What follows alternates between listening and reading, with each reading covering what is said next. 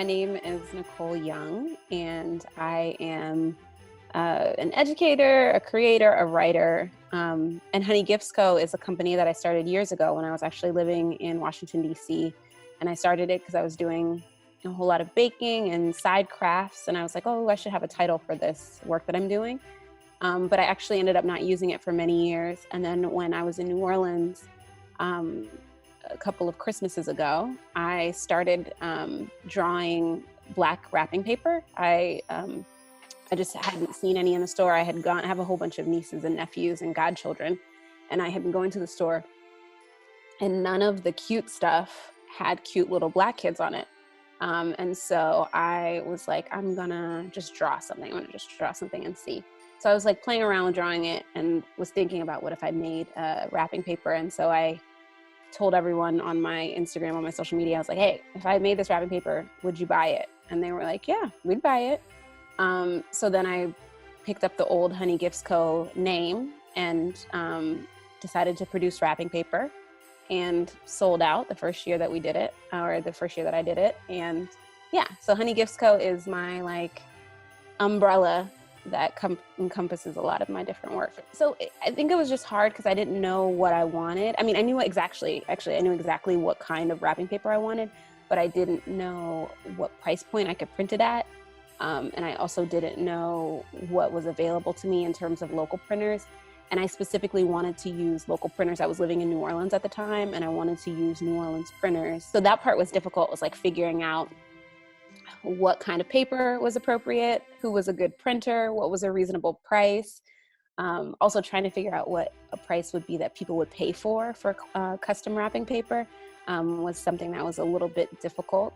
I had reached out to a couple of small like boutique shops around New Orleans who do custom paper. They actually make their own wrapping paper every year. And so I was like, can I get printed with you all? And they were like not open to doing that. So then I went to a traditional print shop in town, and they were like, oh yeah, we make our own wrapping paper every year, so we can make your wrapping paper. So just doing the legwork of figuring out how much it was, and trying to price it appropriately, and figuring out what the right number to print was for the first run. That part was a little challenging, but it was fun. I tried to find some local shops that would sell it, right? So the community bookstore in New Orleans was a shop that early on kind of sold the paper. I had sent it to, what are they called? There's an all women's shop in the Quarter that was selling it too, on consignment. But so one of my things, I want to sell it online, of course, but I would like to try to find some local bookstores here where I live who might be willing to sell it there too.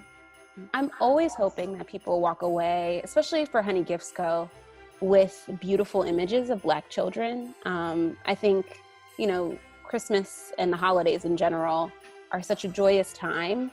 And I remember as a kid, for me, it was really difficult to not always see yourself reflected in the holiday movies that would come on, the holiday cartoons.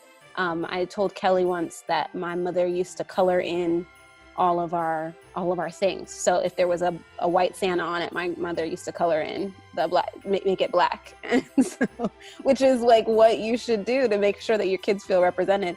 But I want people not to have to do so much work in order to see their children and themselves represented. So for Honey Gifts Co., I really just want it to be a place where, there's joyful images of Black children for Christmas, and that can be underneath your tree, and your kid can look at it and say, that's me, which I got so many, my first year when I sold the paper, even in last year, my second year selling the paper, so many people were like, the kids were like, they loved it. They kept being like, it looks like me. She looks like me. So that kind of thing is really beautiful, and I would love that. I think in general, a theme that is throughout all of my work is just an unapologeticness about being Black and about having conversations about race, because whether or not we're having them, the realities of race exist in this country. And so in my kids literature podcast, we talk about race in books. In my microaggressions podcast, of course, we're talking about race and social interactions. In my writing, I'm talking about how I think even with my recent piece about Ruth Bader Ginsburg, it's like, yes, she was a feminist icon, but I wonder, but we have to interrogate that through the lens of race. Because she wasn't completely great on issues of race and issues that affected Black women in particular, right? Black women who are not white women. And so I think in general I have a frankness about race in all of my work, a joyfulness about like being Black and celebrating Blackness. Yeah.